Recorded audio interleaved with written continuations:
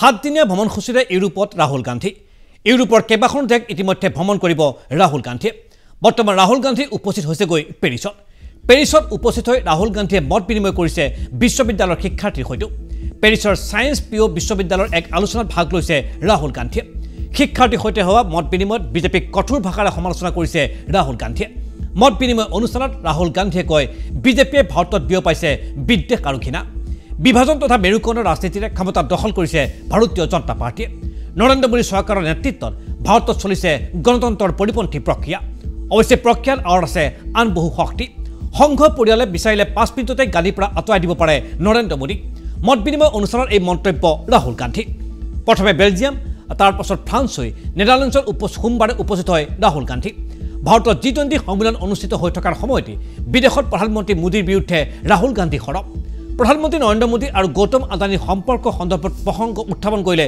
ৰাহুল গান্ধীয়ে ছাত্ৰ-ছাত্ৰীৰ সৈতে হোৱা মত বিনিময় অনুষ্ঠানত ৰাহুল গান্ধীয়ে এক প্ৰকাৰে সাৱধানবাণী প্ৰদান কৰিলে গৌতম আদানীক ৰাহুল গান্ধীয়ে কয় যে কোনো পথেই হাৰি যাব নোৱাৰিব গৌতম আদানী ভাৰতবাসীৰ ওচৰত জবাবদিহি হ'ব লাগিব গৌতম আদানী বিদেশৰ মাটিৰ পৰা এইদৰে সাৱধানবাণী শুনালে গৌতম আদানী আৰু নৰেন্দ্ৰ মোদীক ৰাহুল গান্ধীয়ে তাৰোপৰি ভাৰতৰ সংখ্যালঘু দলিত তথা দুৰ্বল শ্ৰেণীৰ ওপৰত চলা আক্ৰমণ আৰু শোষণৰ প্ৰসংগও দাঙি ধৰিলে ৰাহুল গান্ধীয়ে এই ক্ষেত্ৰত মোদী চৰকাৰে গণতান্ত্ৰিক প্ৰতিষ্ঠানৰ নিৰপেক্ষতা বিসৰ্জন দিয়া বুলি অভিযোগ উত্থাপন কৰিলে ৰাহুল গান্ধীয়ে যাৰ ফলত ভাৰতৰ আত্মাৰ ওপৰত মুখ্যম আঘাত সনা বুলি ব্যক্ত কৰিলে কংগ্ৰেছৰ সাংসদগৰাকীয়ে মোদী চৰকাৰে এই কাৰ্যৰ বাবে দিব লাগিব মূল্য ভৱিষ্যতে যাতে কোনো ধৰণৰ এনে কাৰ্য নকৰে সেই ধৰণৰ মূল্য ভৰিব লাগিব মোদী চৰকাৰে দলিত সংখ্যালঘুৰ ওপৰত হোৱা আক্ৰমণৰ বিষয়টো ভাৰতৰ বাবে এটা গুৰুতৰ সমস্যা ইচ্ছা কৰিলে মোদী চৰকাৰে বন্ধ কৰিব পাৰে সংখ্যালঘুৰ ওপৰত নিৰ্বিচাৰ আক্ৰমণ পেৰিছত এই ভাষ্য ৰাহুল গান্ধী ইফালে হিন্দু ধৰ্ম খণ্ডবটো পেৰিছত বক্তব্য দাঙি ধৰিলে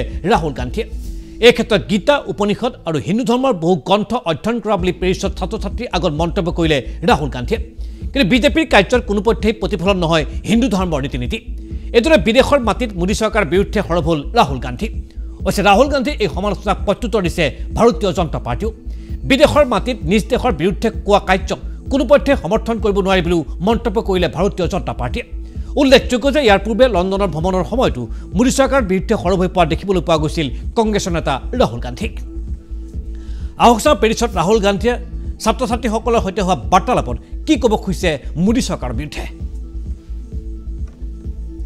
The people on the stage in the India coalition, you must realize that more people from the majority community vote for us than vote for the BJP. 60% of India votes for us. 40% of India votes for them. Right?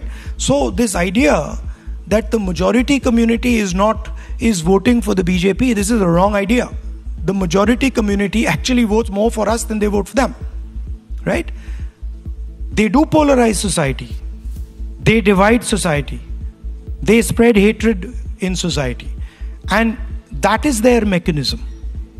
They also happen to have very good relationships with the most powerful, richest crony capitalists in the land who finance them, support them, help them do what they do.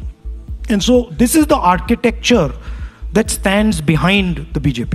The idea that Mr. Narendra Modi is orchestrating this thing is a gross simplification. Mr. Narendra Modi is an instrument of the architecture. And I'm pretty confident that the RSS can get rid of Narendra Modi in 5 minutes if they want to. Right? It is a structure that is doing this. And that structure is now a threat to Indian democracy. So we are committed to fighting that structure. What are the broader elements? The first thing is the gross inequality that is taking place in India, right? Few business people who are billionaires. The third richest person on the planet was Indian, and 90% of India going back into poverty, right? So that's the first thing. The second thing is we have to solve what I was talking about earlier. We keep talking about economic growth. You read the newspapers about economic growth, right? have you ever read in the newspaper next to the economic growth question, the employment question? Has anybody in the newspaper said, wait a minute, we are growing at 7%, 8%, but we have the highest unemployment rate in 40 years? That's a much more interesting question to me. Because we can grow at 9% and give none of you jobs. Right? That's what's happening. Right? So that's the second big question. And the third question that is very close to my heart is the large mass, the real power of India is in the lower castes, the other backward castes, these communities. And they are not given any space in the governance of India. They're not given any space in corporate India. They're not given any space anywhere. And that to me is a crime. Here দেখিবলৈ পালে কংগ্ৰেছৰ জ্যেষ্ঠ নেতা কংগ্ৰেছৰ সাংসদ ৰাহুল গান্ধীৰ বক্তব্য পেৰিছৰ এখন বিশেষ বিশ্ববিদ্যালয়ৰ ছাত্ৰ ছাত্ৰীসকলৰ সৈতে হোৱা বিশেষ মত বিনিময় অনুষ্ঠানত আৰু দেখিবলৈ পোৱা গ'ল বিগত সময়ছোৱাত যেতিয়া ৰাহুল গান্ধীয়ে বিদেশ ভ্ৰমণ কৰিছিল ৰাহুল গান্ধীৰ টাৰ্গেট হৈ পৰিছিল দেশৰ প্ৰধানমন্ত্ৰী নৰেন্দ্ৰ মোদী আৰু বিশিষ্ট উদ্যোগপতি গৌতম আদানীও আৰু এবাৰ পেৰিছ ভ্ৰমণতো তাৰ ব্যক্তিক্ৰম নহ'ল পেৰিছৰ ছাত্ৰ ছাত্ৰীসকলৰ সৈতে হোৱা বাৰ্তালাপত তেওঁ দেশৰ প্ৰধানমন্ত্ৰী নৰেন্দ্ৰ মোদী আৰু গৌতম আদানীক তুলাধনা দিলে বিশেষভাৱে